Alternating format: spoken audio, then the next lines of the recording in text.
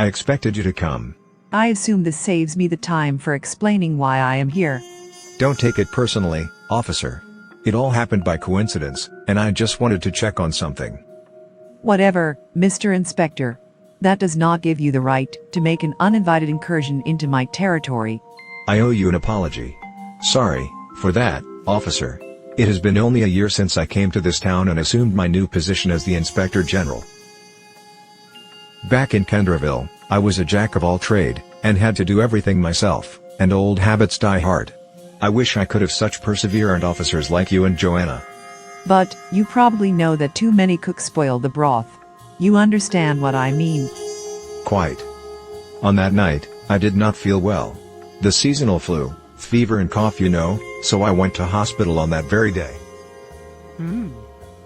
While waiting at the reception area, I saw Olivia. She looked like tied up in knots. She was in a hurry that she even did not notice my presence. What was the time? I don't quite remember, but since I was there at 5:30 p.m., and was waiting for the doctor to see me for a while, I can say it was at around 6. So, you say she left the hospital at around 6? Yes, I suppose so.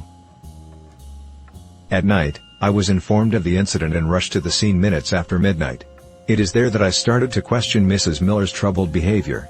Wasn't that too early to develop a theory about her implication? Not if I had already known about the insurance stuff. Can I know how you got that information? You have truly earned your reputation as an investigator. This is a good question to ask. That was also by coincidence. The same salesman of the insurance company who convinced Ben of the insurance ran into me one day at the bus stop and made the offer. I told you, young man, I am not interested in insurance stuff. But, sir, it is unbeatable, and my offer is below the one that you would receive from the premises of our company. It is the best offer in town, and you deserve the best. I cannot imagine paying this huge amount of money to make wealth for my survivors. Only insane people can subscribe to life insurance. Insane? 2 days ago, I had Dr. Benjamin Miller and his wife subscribe to the scheme. And they were very appreciative of my offer. You cannot call them insane. Leave me alone, young man. I really am not interested. Anyways, Joanna's with Ms. Miller right now, and will be checking on her alibi. Look, officer. I understand we do not yet have a case, but $2 million is enough to whet an appetite and turn a seemingly innocent woman to a murderer. So, be careful and try to get as much information as possible from her. Again, I have to remind you, sir, that this is my job. I do not really need any person to tell me what to do. Well said, officer. You just remind me of someone who was just like you back in Condarville. But, the difference is that you are more obstinate, which is not bad. Good luck to you, officer. Good luck. Things are developing at a fast pace, Sergeant. That's right.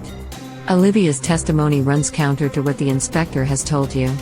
There's also the janitor. Do you think he is lying? I don't know, but most probably, he is hiding something. And we need to know what really happened that night. I will call him for an interview. What about Olivia? Are we going to set her on another interview? Not now, Joanna. Let us give her a few days to settle down. She is in grief and we do not want to bring her any further emotional harm. I see. As a golden rule, a suspect is presumed innocent until otherwise proven guilty, even though Mrs. Miller is not even a suspect. At least not for the time being. Roger, officer. I will talk to Rod about the footprints. He might give us something that helps. What's the news, Rod? Well, a mine of news about the footprints. Okay. Let's talk about the footprints. What are your findings? My training is paying off. I received a very good training on tracking some years ago from Jordanian rangers in Petra. The ancient city? Yes! They taught me how to figure out whether a footprint belongs to a man or a woman, and to identify even how old he or she is. Rod. I am not asking about your adventures in the desert. What did you find about the evidence, specifically the footprints? Apologies, Joanna. Okay, let's talk about the footprints. I could detect footprints belonging to Ben, the Inspector General, the janitor and an unidentified female. I see. Is there anything worth our attention? It's a jackpot. The mysterious woman appears to have come to the place twice. And the second time, she was in a hurry. What about the key? The key that you found in Ben's pocket, Joanna, had on it Ben's fingerprints. But the one that was found by the janitor had his fingerprints only, and as I said earlier, it does not operate on Ben's car. And the sandwich wrap? Any poison or anything else that raises the eyebrows? I found traces of roasted chicken. Unfortunately, it does not show any brand. It would have been otherwise easier for us to trace it back to its original vendor. Rod, are you sure you are the best forensic analyst in the town, as you always keep bragging of? Do you have any doubts? Then, why don't you surprise me with something more relevant than whether the egg came from chicken or vice versa? There were some traces of flafioxine, which is a medication given to patients with cardiac diseases. However, the autopsy did not reveal this medicine in Ben's system. At last you said something that may appeal to Judy.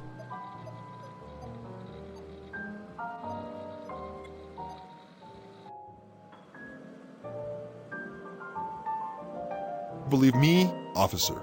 I didn't do anything. I know, and that is exactly why I asked you to come. I told you everything I know. Am I a suspect? You can call yourself a person of interest for us. And, what am I supposed to do now? How about telling us something of value today? I am afraid I don't understand, officer. Are you suspecting me? For what reason should I throw doubt on your story? You are just hiding something, and I need to know it now. Okay, I have no other option. At around 5 p.m., the man came in with his car. He looked worried as I said, but he did not drop any key. At around 11:30 p.m., I went to the shrubs after seeing the car parking for a long time. And that was the first time for me to see a dead body. It was a shocking experience for me. There was a key near him and I figured out it was for his car, so I picked it up and decided to go back. So, you didn't call the police immediately? No, officer. I admit my mind wasn't where it should have been. Go on. I am listening. In a split second, I decided to open the man's car and see if there was anything of value there that could help me with my debts. Believe me, it is not usual for me to do so. I am not a thief, but I was desperate. Okay, so you open the car and do away with something? No, never. Believe me. While approaching the car, I heard a police siren and felt afraid. So, I backed off and phoned the police. Is that all? That's all. Believe me. I understand. You see, your new story makes sense, now. Am I free to go? Yes, you can go. We do not currently have any charges against you. But, if we discover any discrepancies in what you said, I will lock you in a small cell, and throw the key in the ocean. No need to do that. I swear. I truthfully told you everything.